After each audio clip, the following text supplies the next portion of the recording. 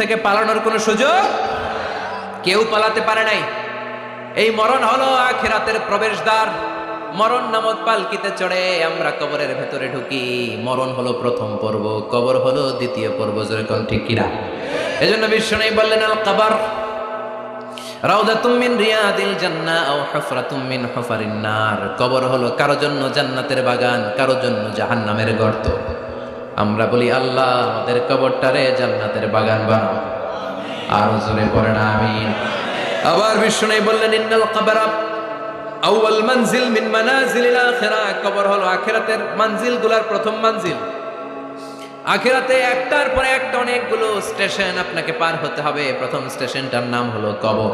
প্রথম স্টেশনের নাম কি? এই কবর নামক স্টেশনে যদি আপনি মাফ পেয়ে যান, সামনের সব স্টেশনগুলোতে মাফের ব্যবস্থা করবে কে? আল্লাহ। আর কবর নামক স্টেশনে যদি ধরা খেয়ে যান, আপনার মায়ের আছে না নাই?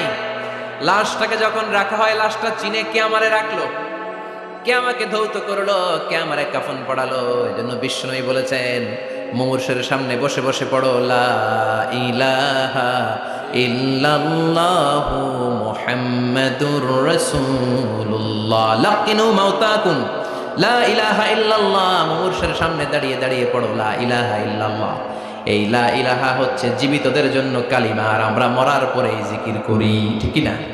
আমাদের দেশের অনেক জায়গায় লাশ নিয়ে কবরে যাওয়ার সময় লা ইলাহা পড়ে না। না, এটা আগের জিকির, মরার আগের জিকির। মরার আগে আপনাকে অ্যানাউন্সমেন্ট দিতে হবে, আল্লাহ ছাড়া কোনো ইলাহ নাই, বিশ্বনবী হচ্ছেন শেষ নবী এবং রাসূল। চিল্লায় পড়েন ঠিক কিনা? লাশটাকে যখন রেখে দেয়া হয়, বিশ্বনবী যত মানুষকে কবরে রেখেছেন তারপরে দাঁড়িয়েছেন আর বলেছেন, ইস্তাগফিরু লিআখিকুম, তোমার ভাইদের জন্য তোমরা দোয়া করো। ফাইন্নাহুল আনা ইউসআল, এখনই তাকে কবরে সওয়াল করা হবে। কবরে প্রশ্ন আছে না নাই? কথা বলেন। বিশ্বনবী খাদিজাতুল কুবরা, ওনার প্রথম স্ত্রী খাদিজাতুল কুবরা তাহেরাকে কবরের মধ্যে রেখে দিয়ে কাঁদতে শুরু করলেন। চোখের পানি ছেড়ে অনেক দোয়া করলেন। দোয়া শেষে সব সাহাবারা ঘরে ফিরে যায়, বিশ্বনবী যায় না। সাইয়েদনা আবু বকর বললেন, ও নবী চলেন ঘরে যাই। অনেক তো দোয়া করলেন। বিশ্বনবী বললেন, আবু বকর তুমি যাও, আমি যাব না। এইটা সাধারণ মহিলা না, এটা বিপদের দিনের সঙ্গিনী খাদিজা। মক্কায় যখন আমার কেউ ছিল না, খাদিজা আমারে ভুলে নাই। 3 বছর কাফিররা আমাকে জেলখানায় বন্দি রেখেছে, নাম শিয়াবে আবি তালেবের জেলখানা। আমার স্ত্রী ওই জেলখানার জীবনেও আমারে ছাড়ে নাই। আমার সাথে 3 বছর খাদিজাও জেল খেটেছে। এই একটাই মহিলা, যেই মহিলাকে আল্লাহ আরশের উপর থেকে সালাম দিয়েছে, মহিলাটার নাম খাদিজা। আল্লাহু আকবার। আমার সব সন্তান আল্লাহ খাদিজার পেট থেকে দিয়েছে। ফাতিমাতুজ জোহরা খাদিজার মেয়ে, জাইনাব খাদিজার মেয়ে, উম্মে কুলসুম খাদিজার মেয়ে, রুকাইয়া খাদিজার মেয়ে, আবুল কাসেম বিশ্বনবীর ছেলে খাদিজার ছেলে, আব্দুল্লাহ যাকে তাইয়্যিব এবং তাহের নামে আমরা চিনি, সেও খাদিজার ছেলে। সুবহানাল্লাহ। ও আবু বকর, আমার এই কলিজার টুকরা প্রিয়তমা খাদিজারে রেখে দিয়ে কেমনে বাসায় যায়? তুমি যাও, আমি দাঁড়িয়ে থাকবো। এজন্য কবরের আযাব থেকে বিশ্বনবী পানাহ চেয়েছেন। বিশ্বনবী বলেছেন, আল্লাহুম্মা ইন্না নাউযু বিকা মিন আযাবিল কবর। ও আল্লাহ, কবরের আযাব থেকে তুমি আমাদেরকে বাঁচাও। পড়েন আমিন। কবরে মুমিনদেরকে 4টা প্রশ্ন করা হবে, কাফিরদেরকে 3টা প্রশ্ন। চিৎকার করে বলেন, মুমিনের প্রশ্ন কয়টা? আর জোরে বলেন। প্রথম প্রশ্ন, মার রব্বুক, তোর রবের নাম কি? আমরা কি বলবো? আল্লাহ আমারে রব, এই রবি আমার সব, দমে দমে তনু মনে তারি অনুভব। আল্লাহ আমারে রব, এই রবি আমার সব। পড়েন আমিন। দ্বিতীয় প্রশ্ন, আমার দিন, উত্তর দিনের নাম কি? ধর্মের নাম কি? তৃতীয় প্রশ্ন, আমান হাযার রাজুল, এই লোকটা কে? কে? আমরা বলবো মুহাম্মদ সাল্লাল্লাহু। 3টা প্রশ্নের উত্তর যখন আপনি কবরে করে দিতে পারবেন, অতিরিক্ত একটা প্রশ্ন, ওয়ামা ইলমু, এই যে 3টা প্রশ্নের উত্তর পাল্লা, কেমন করে উত্তর জানলা? কোত্থেকে শিখেছো? নকল করে আনছো কাফনের কাপড়ে? পরীক্ষার হলে নকল আছে না নাই? হাতে নকল আছে না? পায়ে নকল, মুজার ভিতরে নকল আছে না নাই? মোবাইলে নকল আছে না নাই? নকল থেকে আল্লাহ তুমি বাঁচাও। আরো আসতে কোন আমি। কিভাবে জানলা? কেমন করে 3টা প্রশ্নের উত্তর শিখলা? What is the source of your knowledge? তথ্যসূত্র কি? আপনাকে বলতে হবে, আমি যেই কিতাবটা থেকে শিখেছি কিতাবটার নাম কি? চিল্লায় বলেন, কি নাম? এই কিতাবটা হলো কোরআন। আপনাকে বলতে হবে কোরআন থেকে আমি শিখেছি, বিশ্বনবীর হাদিস থেকে আমি শিখেছি। 4টা প্রশ্নের উত্তর যখন পারবেন, ফেরেশতারা বলবে আহলান সাহলান, খোশ আমদেদ, কংগ্রেচুলেশন, বাহ বাহ, তুমি তো চমৎকার পেরেছো। ফায়ুফসাহু লাহু কবরুহু 70 যিরাআন, মুমিন বান্দার কবরটা 70 হাত লম্বা করে দেয়া হবে। ইফতাহু লাহু বাবুন ইলাল জান্নাত, জান্নাতের দিকে তার কবর থেকে একটা দরজা বানিয়ে দেয়া হবে। জান্নাতের সুঘ্রাণ ঠান্ডা বাতাস এসে তার কবরের ভিতরে ঢুকতে শুরু করবে। ইউলবাসু লিবাস মিন আহলিল জান্নাত, জান্নাতীদের পোশাক তার গায়ের মধ্যে পরিয়ে দেয়া হবে। আল্লাহু আকবার। আর বলা হবে নাম কানাউমিল আরুস, বাসর রাতে বর যেমনি কনেকে নিয়ে ঘুমিয়ে যায়, তুমিও একটা ঘুম দাও। আলহামদুলিল্লাহ পড়ে মুমিন বান্দা আনন্দের একটা ঘুম দিবে। ইসরাফিলের সিংগার আওয়াজ ছাড়া পৃথিবীর কোনো কিছুই তার আগে ঘুম ভাঙতে পারবে না। আল্লাহ আমরাও যেন সেদিন কবর একটা মজার ঘুম দিতে পারি, তুমি তৌফিক দাও। জোরে বলেন আমিন। এবার বামপন্থী নাস্তিক আর কাফেরদের পালা, ইসলাম বিদ্বেষীদের পালা, আলেম ওলামাদের শত্রুদের পালা, ইসলামকে যারা বিজয়ী শক্তি হিসেবে মানতে পারে নাই তাদের পালা। চিল্লায় কোন ঠিক কিনা? ওদেরকেও একই প্রশ্ন, রব কে? ওরা বলবে আমি জানি না। আমাদের উত্তর আল্লাহ। ওরা বলবে আমি কিচ্ছু জানি না, আমি সব ভুলে গেছি, আমার মাফ করে দেন, আমি কিছুই জানি না। তবে আমি ইসলাম বিরোধীদের সাথে চলতাম, যারা ইসলাম রে বাস দিত আমি তাদের সাথে স্লোগান দিতাম। এরকম ডাকাইত আছে না নাই? দ্বিতীয় প্রশ্ন, মা দিন, ও তোমার ধর্মের নাম কি? কয় আমার ধর্ম নাই, আমার ধর্ম কর্ম নাই, আমি খালি দুনিয়া কে মজা লেলো, দুনিয়া তোমারই হ্যায়, আমি খালি দুম্মা চলে দুম। আছে না নাই? আমি শুধু মৌজ মাস্তিতে ব্যস্ত ছিলাম, আমার দুনিয়া নাই, দিন নাই, আখেরাত নাই, রবকে আমি জানি না, ধর্মকে জানি না। ইসলাম বিরোধী রাজনীতি আমি করতাম, মাও সেতুংয়ের রাজনীতি, কার্ল মার্কসের রাজনীতি, বুশের রাজনীতি, ডোনাল্ড ট্রাম্পের রাজনীতি, বামপন্থীদের রাজনীতি। চিল্লায় কোন ঠিক কিনা? কোনো ধর্ম নাই। এই লোকটাকে চিনো কিনা বলো। বিশ্বনবীর চেহারা দেখিয়ে বলা হবে এই লোকটাকে, কয় জানি না। এরে আমি মানতাম না, এরে আমি গালি দিতাম। এরকম জাহান্নামের নরকীট আর পিতৃ পরিচয়হীন জারদ সন্তান বাংলার দেশেও আছে না নাই? এই মহামানবটাকে গালি দিয়ে পৈশাচিক আনন্দ পায়। পত্রিকায় লিখে, ব্লগের মধ্যে লিখে, ইন্টারনেটে কার্টুন বানিয়ে বানিয়ে পৈশাচিক ফুর্তি করে। এগুলো জাহান্নামের কীট, এগুলো জারদ সন্তান, বাপ মায়ের ঠিক নাই। আমার নবীরে যারা গালি দেয়, এগুলোর বাপ মায়ের ঠিক আছে? এগুলোর কোনো গোড়া আছে? এগুলোর কোনো শেকড় আছে? এগুলো আগাছা চিৎকার করে বলো ঠিক কিনা? বলবে আমি জানি না। ফেরেশতারা বলবে দাঁড়া, আমরা জানি। তোর সাথে কেমন আচরণ করতে হবে আমাদেরকে ট্রেনিং দিয়েছে কে? এবার শুরু হবে মাইর। কি শুরু হবে? কথা বলেন, মাইর। ফায়ুদরাবু বিমা তারিকা মিন হাদিদ, লোহার হ্যামার দিয়ে শুরু হবে মাইর। এক একটা হ্যামারের বাড়িতে মাথাটা ফেটে চূর্ণ বিচূর্ণ হয়ে যাবে, দেহটা জামিনের ভেতরে 70 গজ দেবে যাবে, ওর চিৎকারে কবরস্থানটাও থারথার করে কাঁপবে। আবার জামিনকে বলা হবে ইলতাইমি, চাপা দে। জামিনে ঢুকে যাওয়ার পরে জামিনের এই পাশ থেকে একটা চাপা, মাটি চাপা, বাম দিক থেকে মাটি চাপা, 2 চাপায় ডান দিকের পাজর বায়ে চলে যাবে, বাম দিকের পাজর ডানে চলে আসবে। ওর চিৎকারে কবরস্থানটা থারথার করে কাঁপবে। আল্লাহ, এই ধরনের পরিস্থিতি থেকে তুমি আমাদেরকে বাঁচাও। আরো চিৎকার করে করে বলেন আমিন। এই জন্য কবরের এই প্রস্তুতি নেওয়ার দরকার আছে না নাই? কোরআনের পক্ষে থাকার দরকার আছে না নাই? ইসলামের পক্ষে থাকার দরকার আছে না নাই? ইসলামী আন্দোলনের সাথে থাকার দরকার আছে না নাই? ইসলামের বিজয় চাওয়ার দরকার আছে না নাই? যে লোক ইসলামের বিজয় চায় না, যে লোক চায় না ইসলাম দিয়ে দেশ শাসিত হোক, যে লোক চায় না কোরআনটা সংসদ ভবনে নেতৃত্ব দেয়, তার অন্তরে ঈমান থাকতে পারে নাকি? চিল্লায় বলেন পারে? যে ঈমান প্রয়োজনে, উখিয়াতে নেই, উখিয়াতে মাজার আছে নাকি? সাগর পারে এগুলো থাকে, এগুলোর সাথে ইসলামের সম্পর্ক আছে? কথা বলেন আছে? যে ঈমান খাজার নামে মাজার গড়ে ফুলুস কামায়, যে ঈমান শিরকিয়াতের আমল করে ভীত না হয়, যে ঈমান বাস্তবে নাই যে ইমান ময়দানে নাই মুখে শুধু কথার কলি, কি করে তারে বলো ইমানে বলি, কি করে তারে বলো ইমানে বলি, কি করে তারে বলো ইমানে বলি। চিল্লায় বলেন ঠিক কিনা? এজন্য ইমানের দাবি হচ্ছে অন্যায়কে প্রতিরোধ করতে হবে, হকের পক্ষে থাকতে হবে। কোরআনের রাজনীতি নিজ চোখে দেখে ইসলামকে সংসদ ভবনের উপরে কালিমার পতাকা পতপত করে দেখার স্বপ্ন অন্তরে থাকতে হবে। চিল্লায় এখন ঠিক কিনা? এটাই তো মুমিন, যে ইসলামকে বিজয়ী শক্তি হিসেবে দেখতে চায়, যে কোরআনের আইন চায়, যে কোরআনের রাজ চায়। চিল্লায় বলেন ঠিক কিনা? এজন্য আমরা আল্লাহর কাছে কামনা করি, আল্লাহ তুমি আমাদেরকে ঈমানের মৃত্যু দাও, তুমি আমাদেরকে কবরের সব প্রশ্নগুলো সহজ করে দাও। পড়ে না আমিন? আরো জোরে পড়ে না আমিন? এজন্য আল্লাহ বললেন বাল তুসিরুনাল হায়াতাদ দুনিয়া ওয়াল আখিরাতু খায়রুন ওয়া আবকা। ও আমার গোলাম, দুনিয়ার এই জীবনটাকে তোমরা আসল জীবন মনে করো, এই জীবন কিন্তু আসল জীবন না। আসল জীবন হলো আখিরাতের জীবন। কোন ঠিক কিনা? এই জন্য মৃত্যু থেকে যতই পালাও, পালিয়ে বেঁচে থাকতে পারবা নাকি? পারা যাবে? চিল্লায় বলেন। কোন নবীরা পারছে? আদম আলাইহিস সালাম মৃত্যু থেকে বেঁচে গেছে না? মরছে? কথা বলেন না। উনি পৃথিবীর একমাত্র মানুষ যিনি জানতেন যে উনি কতদিন বাঁচবেন। সুবহানাল্লাহ।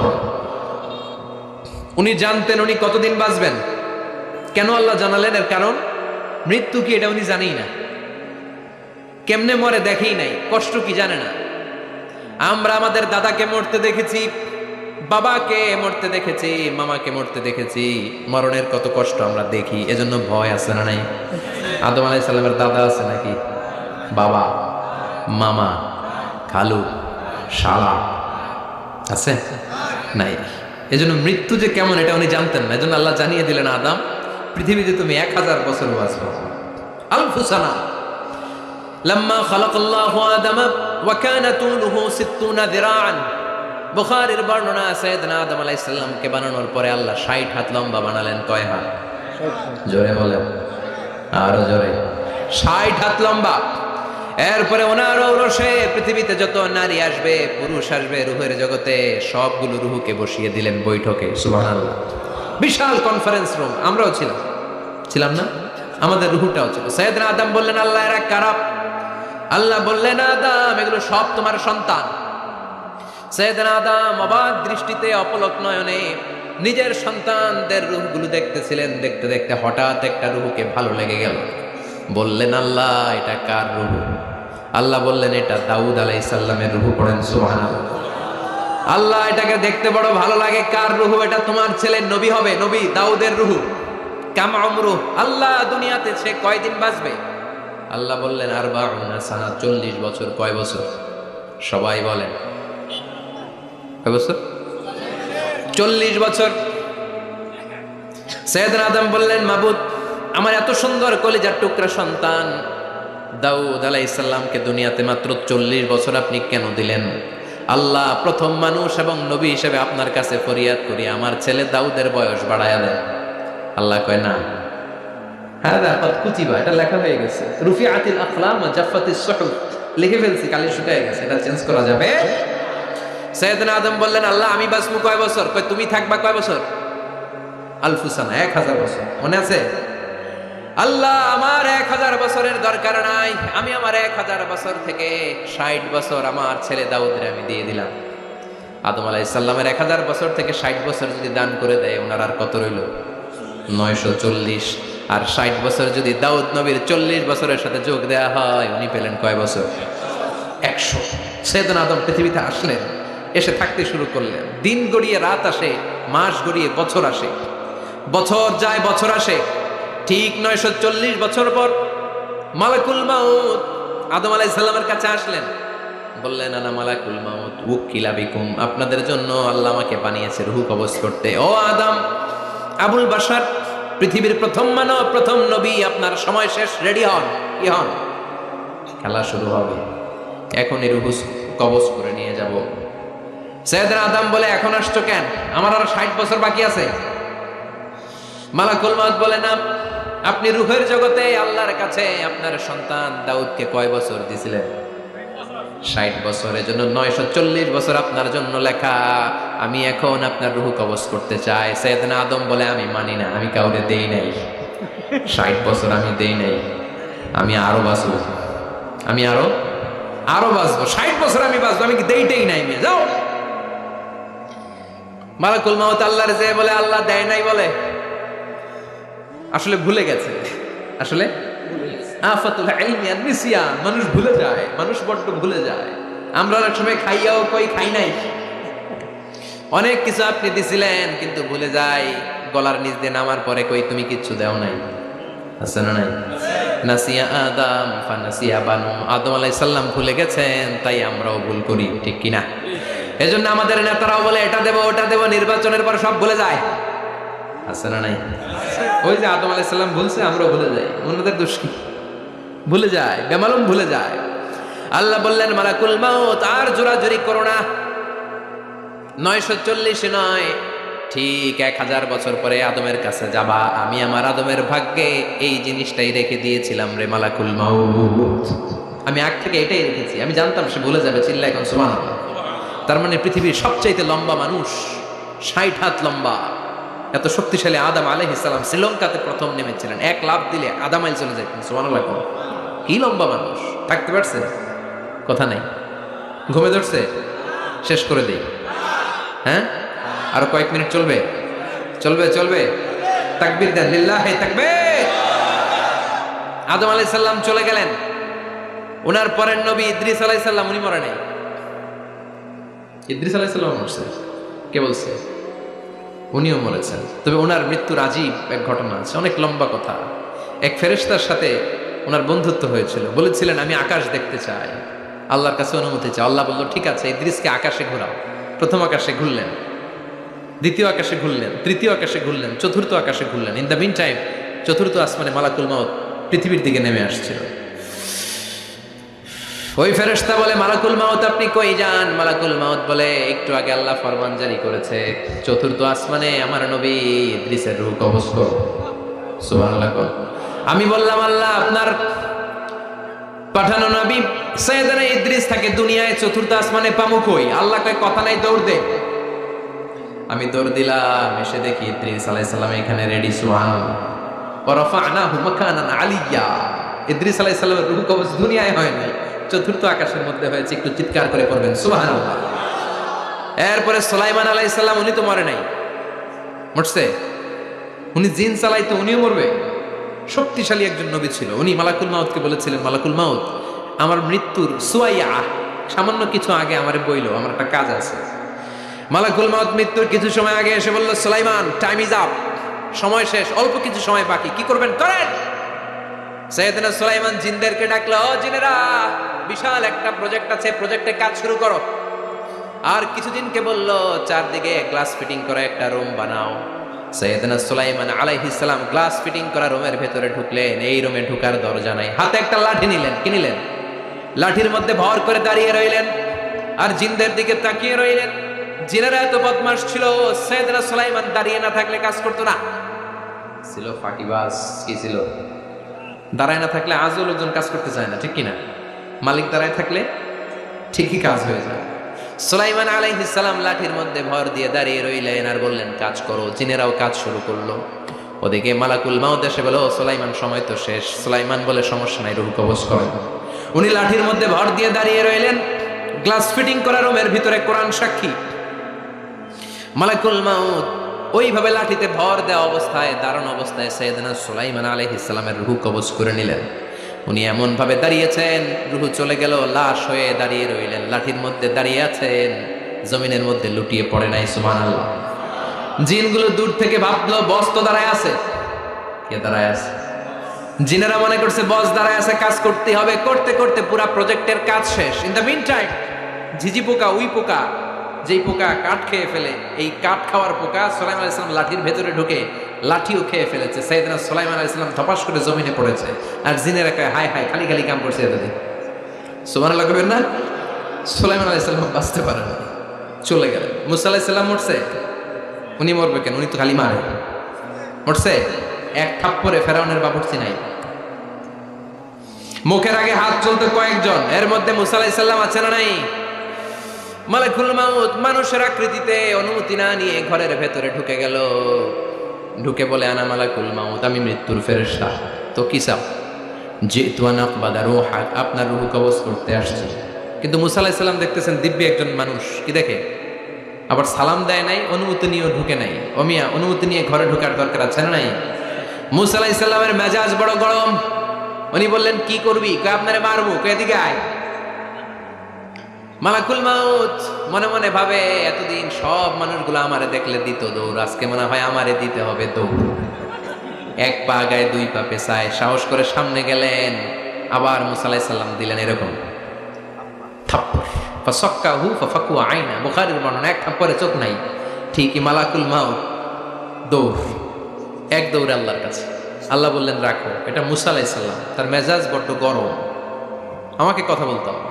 আল্লাহ বললেন, মুসা, বুখারীর বর্ণনা, গরুর পিঠের উপর হাত রেখে দাও। রাখা হলো। তোমার হাতের নিচে গরুর যত পশম, প্রত্যেক পশমের বিনিময়ে এক এক বছর করে হায়াত বাড়িয়ে দিলাম।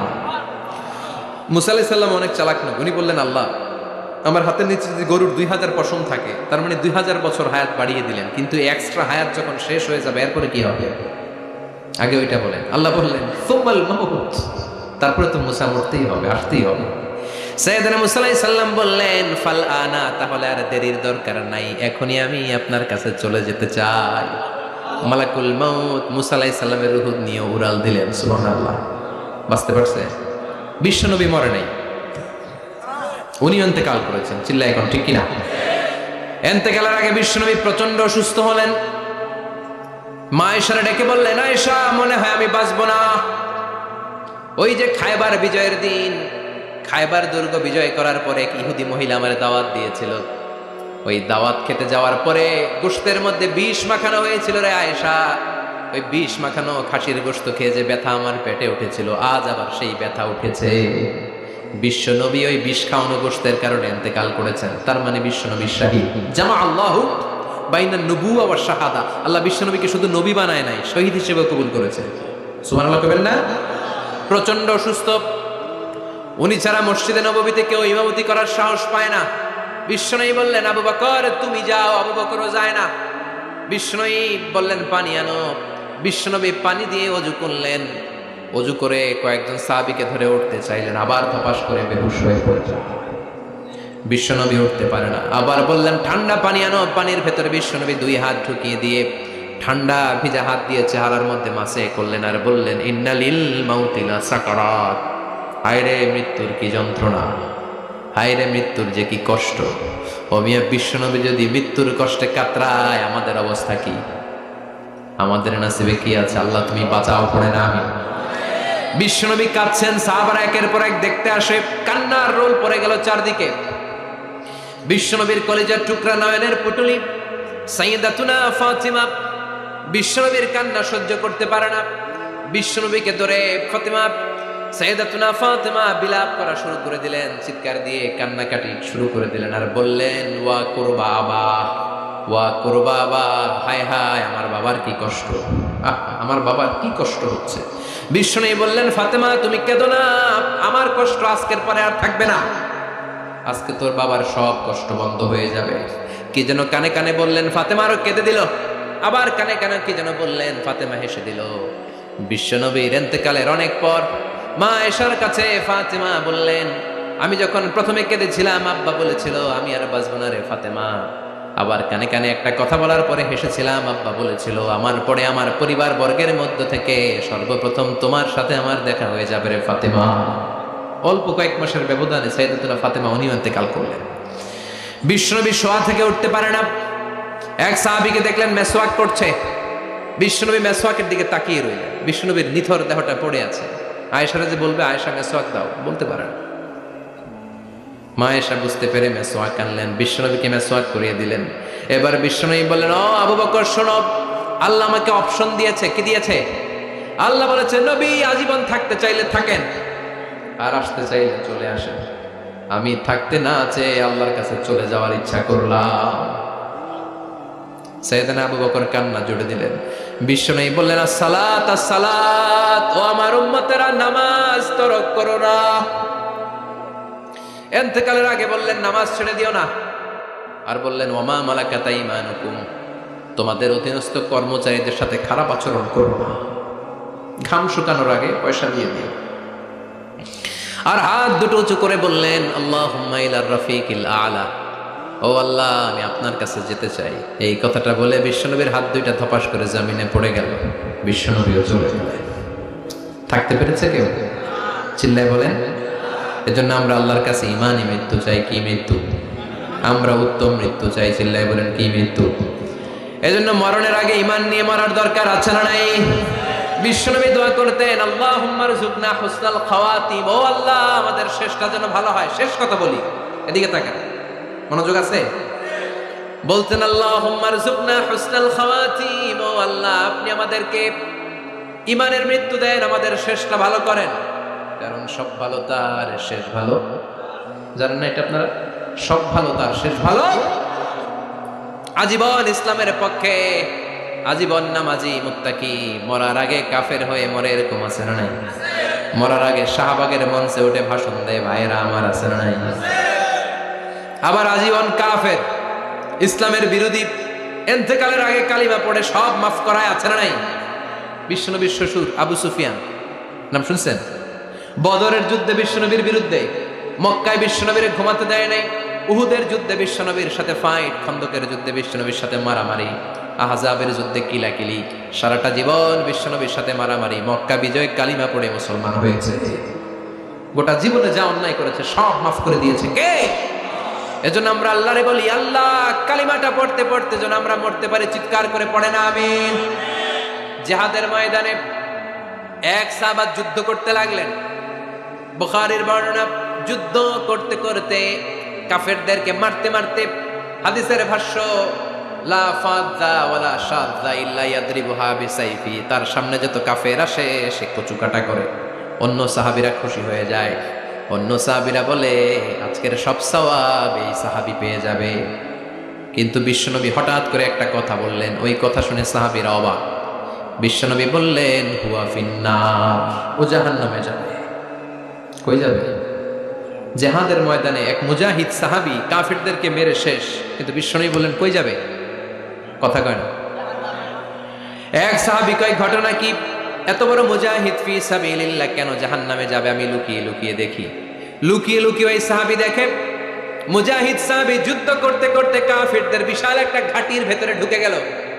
মারতে মারতে মারতে মারতে হঠাৎ এক কাফেরের আঘাতে এই মুজাহিদ সাহাবীর ডান হাতটা কাটা পড়ে গেল। এবার ডান হাত দিয়ে ফিনকি দিয়ে রক্ত বের হতে শুরু করলো। মুজাহিদ সাহাবী আর যন্ত্রণা সহ্য করতে পারে না। যন্ত্রণা সহ্য করতে না পেরে কাতরাতে কাতরাতে নিজের হাতের ছুরিটাকে জমিনের মধ্যে গেড়ে দিয়ে ছুরির উপরে ঝাঁপিয়ে পড়ল। পেটের এই দিক দিয়ে ঢুকে ওপাশ দিয়ে বের হয়ে গেল, এফার ওপার হয়ে গেল। মানে আত্মহত্যা করলো, ঠিক কি না? জাহান্নামী না?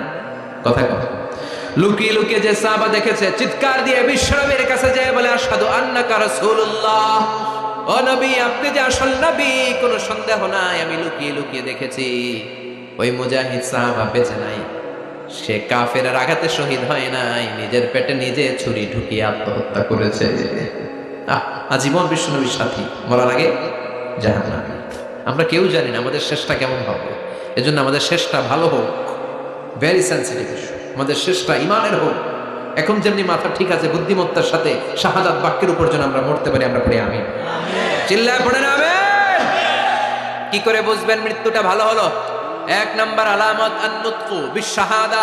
মরার আগে আওয়াজ করে জিকির করে কেউ যদি পড়তে পারে লা ইলাহা ইল্লাল্লাহু মুহাম্মাদুর রাসূলুল্লাহ সাল্লাল্লাহু, এটা হচ্ছে আলামাতু হুসনিল খাতিমা। আপনার মৃত্যুটা যে ভালো মৃত্যু হয়েছে এটার আলামত। কি মৃত্যু? সবাই বলে ভালো মৃত্যু আমরা চাই কি চাই না? ভালো মৃত্যুর এক নম্বর আলামত কালিমা পড়ে যদি মরতে পারে। বিশ্বনবী বলেন মান কানা আখিরু কালামিহি লা ইলাহা ইল্লাল্লাহ, যে ব্যক্তির সর্বশেষ কথাটা হবে, বাক্যটা হবে লা ইলাহা ইল্লাল্লাহ, দাখালাল জান্নাহ, সে জান্নাতি হয়ে যাবে। সুবহানাল্লাহ পড়েন। এরপরে বিশ্বনবী বললেন আল মুমিনু ইয়ামুতু বিজাবি ইরকিল জাবিন, মুমিন যখন মারা যায় তার কপাল ঘেমে যায়। সুবহানাল্লাহ পড়েন। হাত ঘামে না, পা ঘামে না, মুমিনের কপাল ঘামে। সুবহানাল্লাহ। এজন্য কেউ মারা গেলে কপালের মধ্যে হাত দিবেন, দেখবেন ওই ঘামের মধ্যে একটা জান্নাতি ঘ্রাণ আছে। সুবহানাল্লাহ। আল্লাহ, আমরা যখন মরে যাব আমাদের কপালটা যেন এরকম ঘেমে যায়। আমিন পড়েন আর জোরে আমিন। আল মুমিনু ইয়ামুতু বিআরাকিল জাবিন, মুমিন মারা গেলে তার কপাল ঘামে। কপাল ঘামলে বুঝতে হবে এটা ভালো মৃত্যু, ইমানি মৃত্যু। চিল্লায় বলেন ঠিক কিনা? এরপরে বিশ্বনবী বললেন ফি লাইলাতিল জুমা, জুমার রাতে যদি মরে, আও ফি শাহরি রমাদান, কিংবা রমজান মাসে যদি মরে, আও ফি সাফারিল হজ, কিংবা হজের সফরে যদি মরে। বাংলার জমিন থেকে অনেক হাজিরা হজ করতে যায়, অনেকে ওইখানে যে আরাফাতের ময়দানেও মারা যায়, এরকম হাজি আছে না নাই? খুশনসিব, এটা খুশনসিব। আলহামদুলিল্লাহ পড়ে। এরপরে বিশ্বনবী বললেন মাউতু শাহাদা, আল্লাহর রাস্তায় জিহাদ করে কালেমার বাণীকে উপরে তুলে ধরার জন্য কেউ যদি শাহাদাতের বাণী, শাহাদাতের পেয়ালা পান করে, শাহাদাতের মৃত্যুর চাইতে ভালো মৃত্যু আর হতে পারে? শাহাদাতের মৃত্যুর চাইতে শ্রেষ্ঠ মৃত্যু আছে নাকি? কথা বলেন। আমরা শহীদ হতে চাই কি চাই না? আমাকে শহীদ করে ওই মিছিলে শামিল করে নিও, আমাকে শহীদ করে সেই মিছিলে শামিল করে নিও, যে মিছিলের নেতা মীর হামজা, খোবায়েবে খাব্বাব, আল্লাহর কাছে তারা অতি প্রিয়, শামিল করে নিও, আমাকে শহীদ করে সেই মিছিলে শামিল করে নিও। পড়েন আমিন।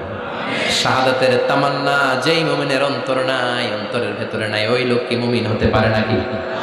মান সাআলাল্লাহ শাহাদা, বিশ্বনবী ফরমান, যে ব্যক্তি আল্লাহর কাছে শাহাদাতের মৃত্যু চায়, বাল্লাগাহুল্লাহু মানাজিলাশ শুহাদা ওয়া ইন মাতা আলা ফিরাশিহি, কেউ যদি আল্লাহর কাছে শাহাদাত অন্তর থেকে কামনা করে, রব্বুল আলামিন ওই ব্যক্তিকে শাহাদাতের মর্যাদায় নিয়ে যাবেন, যদিও সে বিছানায় পড়ে পড়ে মারা যায়।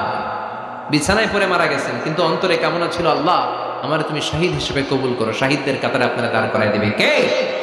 ওমরে ফারুক বলতেন, আল্লাহুম্মা রযুকনা শাহাদাতান ফি সাবিলিক, ও আল্লাহ আপনি আমারে আপনার রাস্তায় শহীদ হিসেবে কবুল করেন।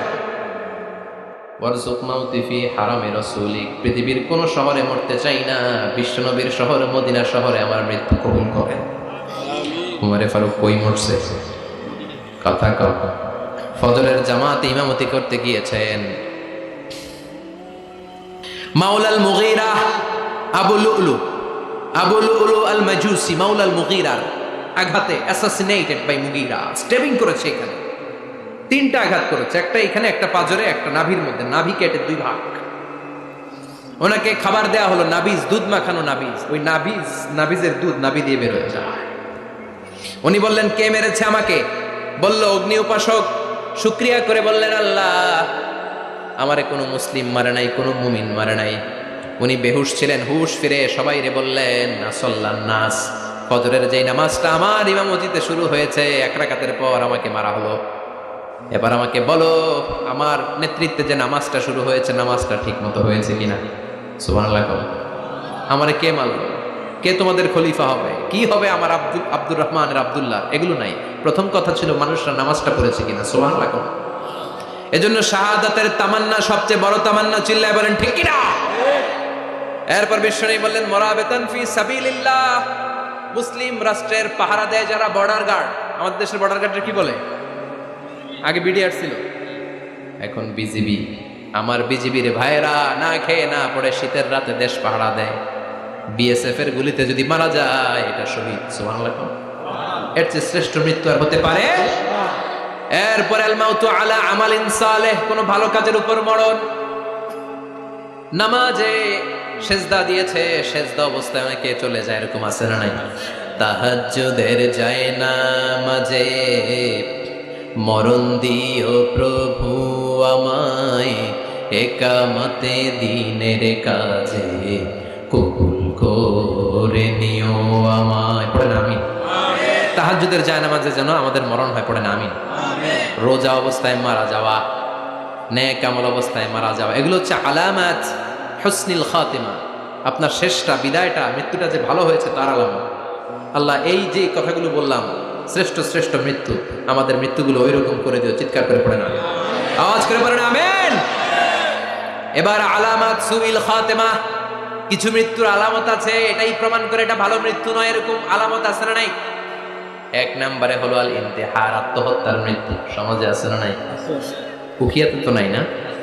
এদিকেও মরে, কি জন্য? কেন মরে? হ্যাঁ, বয়ফ্রেন্ড গালি দিয়েছে এজন্য? হ্যাঁ, মান কাতালা নাফসাহু বিশাইইন উযযিবা বিহি ইয়াউমাল কিয়ামা, যে জিনিস দিয়ে যে যাকে মেরেছে, আত্মহত্যা করেছে, সুইসাইড করেছে, কিয়ামতের দিন ওই জিনিস দিয়ে সে তাকে মারবে, এটাই হবে তার শাস্তি। ওড়না পেঁচিয়ে যারা আত্মহত্যা করলো ওর শাস্তি ওড়না পেঁচানো। বিষ খেয়ে যারা মারা গেল তার শাস্তি জাহান্নামের বিষ খাবে আর চিৎকার করবে। ছুরি ঢুকিয়ে যারা মারা গেল জাহান্নামের আগুনে ঝলসানো ছুরি শুধু ঢুকাবে। আল্লাহ আত্মহত্যা থেকে বাংলাদেশে বাঁচাও, আমাদের ছেলে মেয়েগুলারে বাঁচাও। চিৎকার দিয়ে বলেন আমিন। আত-তাআক্কুদ ফিল লিসান ফিলা ইলাহা ইল্লাল্লাহ, আজীবন কালেমা পড়ে নাই, আজীবন কালেমারে বাস দিয়েছে, এখন মরার সময় সবাই কয় কলমা পড়েন, কলমা পড়েন। এখন পড়তে চায় মাগার মুখ দিয়ে বাইর হয় না, আছে না নাই? এরকম ডাকাই তো কিয়াতে নাই, কলমা পড়তে পারে না, আটকায় যায়, মরে গেছে। এই মৃত্যুটা কি ভালো কথা বলে? ফি হালাতি শুরব, অনেকে মদ খাইতে খাইতে মরে, আছে না নাই? জুলুম করতে করতে মরে, আছে না নাই? অন্যের জায়গা দখল করে মরে, এরকম আছে না নাই? ফি হালাতি ইরতিকাবিল কাবায়ের, যে কোনো কবিরা গুনাহ করা অবস্থায় যদি মারা যায় এটা খারাপ মৃত্যু, অপমৃত্যু, এটা জান্নাতি মৃত্যু নয়। চিৎকার করে বলেন ঠিক কি না? এরপর ফি সাখাতিল ওয়ালিদাইন, বিশ্বনবী বললেন কোন ছেলে যদি মারা যায় এমন অবস্থায় মা বাবা তার উপর রাগান্বিত, এটা ভালো মৃত্যু? কথা বলেন। গোটা পৃথিবীর বুকে মায়ের চেয়ে আপন কেউ আছে নাকি?